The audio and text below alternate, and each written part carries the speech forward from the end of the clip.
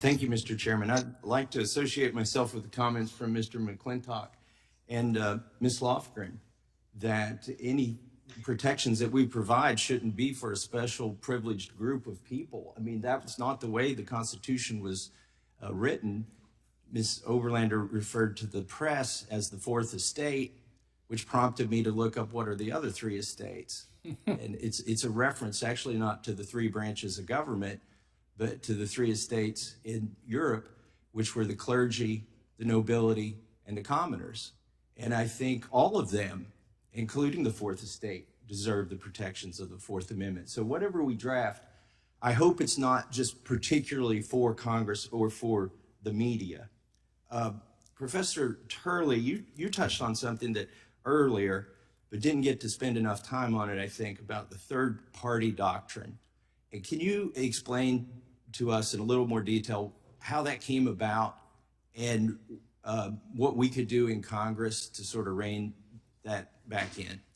Yeah, quite frankly, I think the Supreme Court has made an utter mess of this area. And I think even people like the late Justice Scalia made reference to the fact that constitutional criminal procedure, which I used to teach, was just an absolute morass created by the Supreme Court.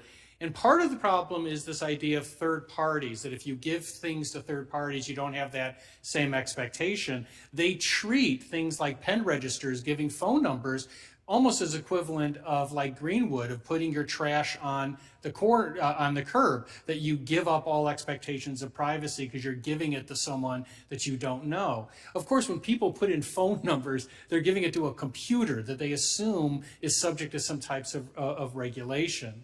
But that has gradually expanded, where the exceptions are now the rule. So you have, with cases like Smith v. Maryland, a lower standard than probable cause under the warrant clause. And what you have to understand is every time the court creates one of these exceptions, prosecutors pour into the gap. And it's not because they are little petty tyrants, it's because they have a lot of cases and they believe very strongly in getting information. They want to get it fast. That's why you've had this massive increase in national security letters, because it's so much easier. You virtually have to show nothing.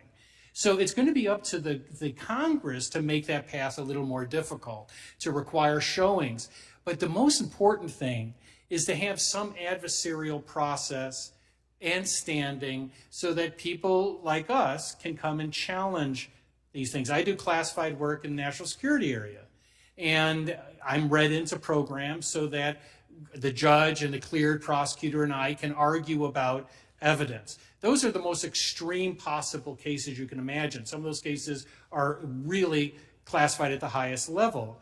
This should not be so difficult, because this is not highly classified information in the vast majority of these cases. What I think you heard from Mr. Berg is very important. I mean, his company is getting 3,500 requests a year. Shouldn't the analogy, instead of taking your trash out to the corner and leaving it there and treating your data that way, shouldn't it be more like a safe deposit box? If I put something in the cloud, I have an expectation that you're going to do your best effort to keep it private. Yet we've turned the third-party doctrine, which we somehow are still cling to, has turned that on its head. And I hope we do take that on. I'm going to throw out a couple ideas here. If we were really, really, really serious, we would pass a law that has criminal penalties for those who invade your privacy at the DOJ, FBI, and NSA. And I don't care if it's just $50 fine, and 30 days paid leave, whatever it is. If there was some crime associated with doing this, now the penalty should be much stiffer than that, obviously. So that's one thing I think we would do. The other thing I think we could do is to legalize technical solutions to privacy. Like, it's technically illegal to make a phone call from a location that can't be determined by the government to a location that can't be determined by the government. Why is that? It's technically illegal to have encryption that the government doesn't have a key to. Why is that? Why are we outlawing the technical solutions to this problem? I mean, we're afraid of privacy, but we're clinging to this notion that we can give all the keys to these things to some folks and not supervise them and trust that they won't be rifling through our stuff. So Those are just a couple of suggestions. And Mr. Byrd, I like your suggestion of making sure that all of the national security letters or the secret requests are eventually, not indefinitely, kept secret, but eventually we know about those, because that's just critical. We got to know what we're trying to legislate.